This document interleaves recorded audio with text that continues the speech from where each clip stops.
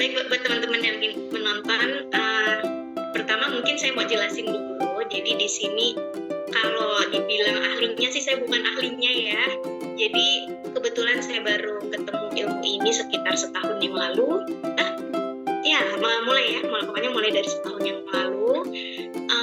Terus jadi lewat awalnya karena sebenarnya dari kecil itu saya memang ngerasa memang ada persoalan pribadi gitu ya dalam diri, ngerasa kayak saya tipe yang orang sebenarnya minderan loh, tapi lucunya saat saya konfirmasi ke orang-orang nggak ada yang ngerasa saya ini minderan gitu. Nah, cuman dalam hati sebenarnya saya merasa minderan, terus merasa tidak layak gitu ya. Ada perasaan seperti kok nggak layak ya kalau dapat suatu kebahagiaan yang hebat sekali atau rezeki yang hebat sekali, kayak ngerasa kasih ke orang lain aja gitu. Saya nggak usah lah gitu. Saya cukup lah yang segini aja, ada perasaan seperti itu. Terus ternyata itu berefek ke pemilihan teman ya. Saya jadi tadi ya nyambung ke minder sama teman-teman yang dan luar terlihat happy sekali ya. Mungkin teman-teman kalau punya teman di sekolah gitu di lingkungan kerja kan kelihatan ya, ini orang yang memang sangat atraktif, happy gitu. Nah, sama satu lagi sisi yang pemurung gitu ya. Mungkin yang lebih banyak saya temenin yang tipe kedua kali ya. Saya minder sama yang tipe pertama gitu. Dan itu nggak hanya berefek ke cara saya memilih teman, tapi juga berefek ke cara memandang karir.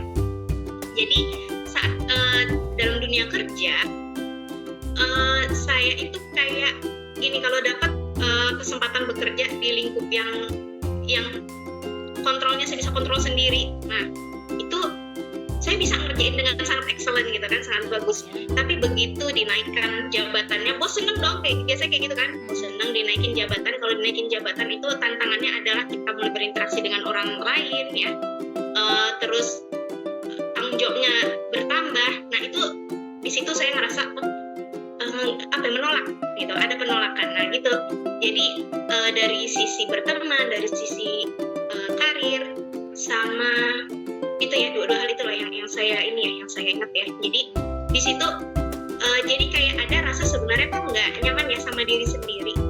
Nah jadi sejak 2019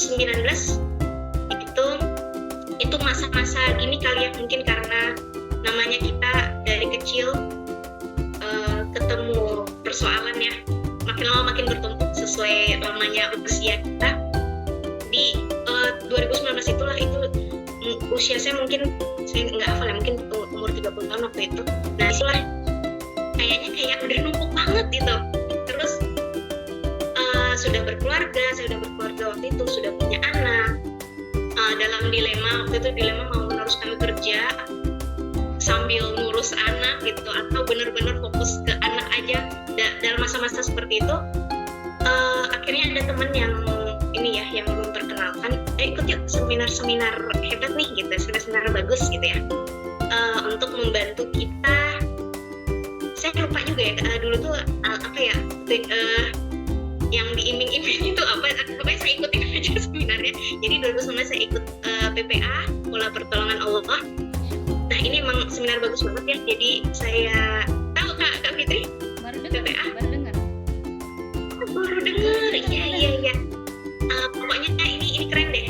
Di situ saya baru tahu ada kaitannya rezeki kita saat ini dengan dosa yang kita lakukan di masa lalu.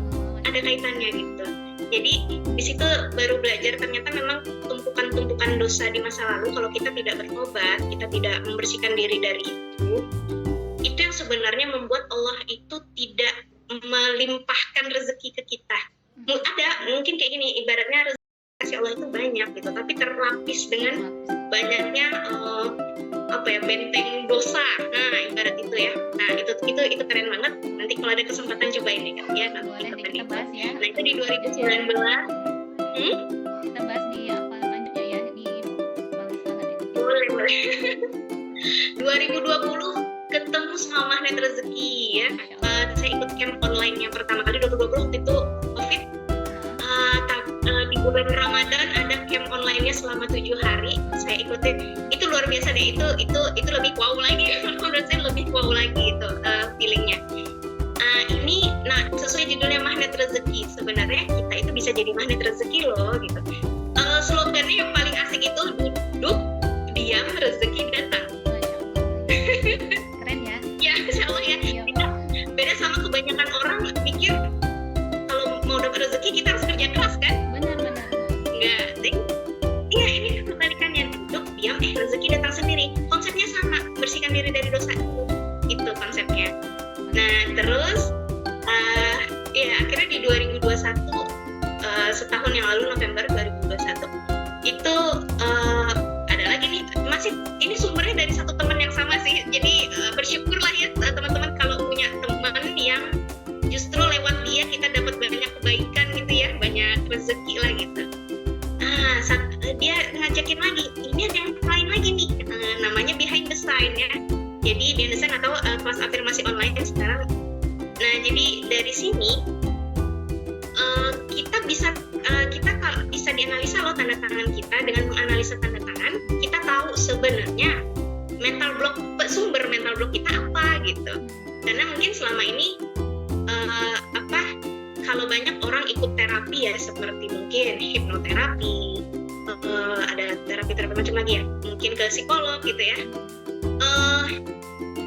mereka tidak bisa secara tepat bilang ini loh sumber yang bikin kamu punya luka batin. Dari luka batin itu jadi mental block di masa depan gitu, di masa saat ini gitu. Tapi dengan analisa tanda tangan ternyata bisa gitu ketahuan dari mana sih akarnya itu. Nah di situ jadi dia nggak hanya kita menganalisa tanda tangan kita menemukan luka batinnya, tapi juga ada sesi terapinya.